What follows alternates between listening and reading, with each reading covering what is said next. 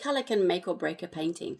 And if you find color, the choice of color and the way that you use color, a little bit complicated in your paintings, trust me, you're like the majority of people.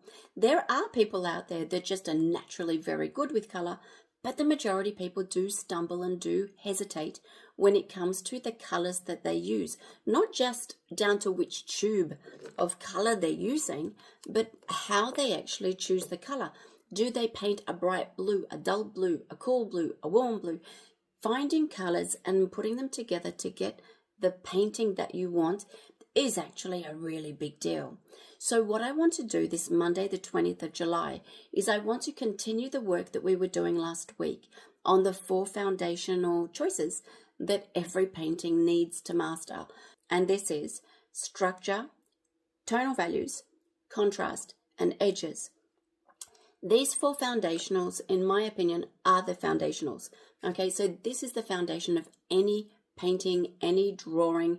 These are the ones that really do matter. So where does color fit in? Where does color fit in? Everybody loves color. Color is a big deal. But why is color not a foundational? And what is it and how do you use it? So color brings emotion. Color brings perception, understanding of the subject. If I was to tell you that the sky is blue and the grass is green, yet I paint my grass pink and my sky brown, it's going to change your understanding of the subject. It's actually going to make the subject harder to understand. If I choose my colors in a way, I can uplift my subject. I can squash my subject to make it depressing. I can change the mood of a subject just by changing my color. Yet color is not foundational, which is why monochrome paintings, sketches, black and white sketches, charcoal, why they can be magnificent without the color.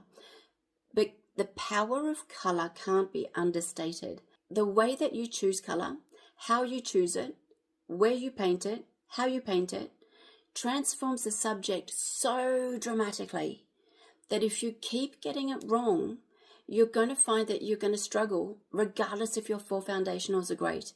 So this week, if you've got problems with color or you want to develop your color work, come to this lesson. We're going to be doing something which is a little bit odd, but a lot of fun. The subject that we're going to be painting has definitely got, I'd say, an attitude when it's got, when it comes to color. We're going to paint this painting twice in the same live. We're going to paint this painting twice with 2 very different moods, with 2 different color schemes, to show you how this color choice does this to a subject and this color choice does that to a subject. Because it's really important to see it and feel it for yourself.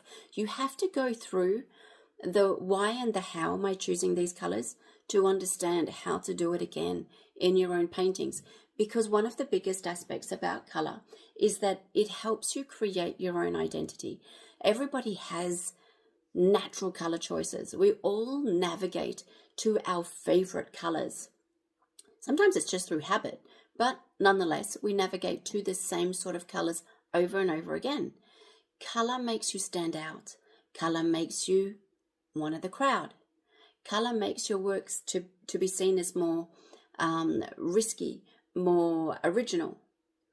Color changes the perception and the emotional input that the spectator brings to your painting, and absolutely changes the way the judge sees your paintings, whether that be for an exhibition or a competition, or perhaps even for sales.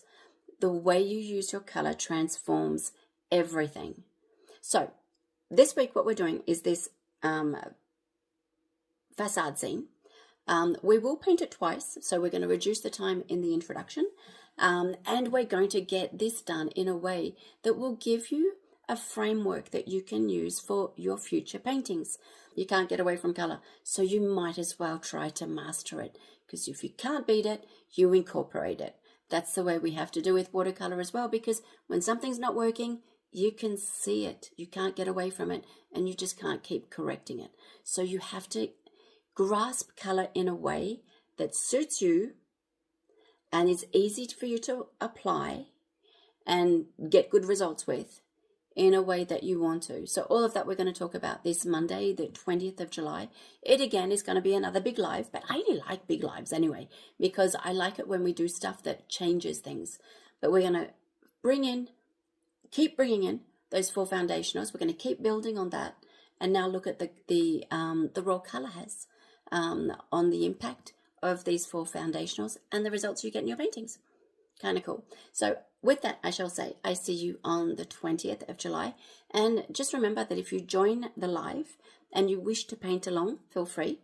You don't have to paint along. You can just come and watch. But if you want to paint along and you would like to have a critique of your painting, then just ask. And at the end of the session, you'll get a critique of your painting that you've done, which will give you feedback and understanding on what's working, maybe what you could do differently, and answer questions that you have. And if you can't join us on Monday, then just by inscribing, you'll get the link to the recording, which you can watch over and over again, because you keep live access to the recordings of the lives. So with that, I shall say, I will see you on Monday. Happy painting.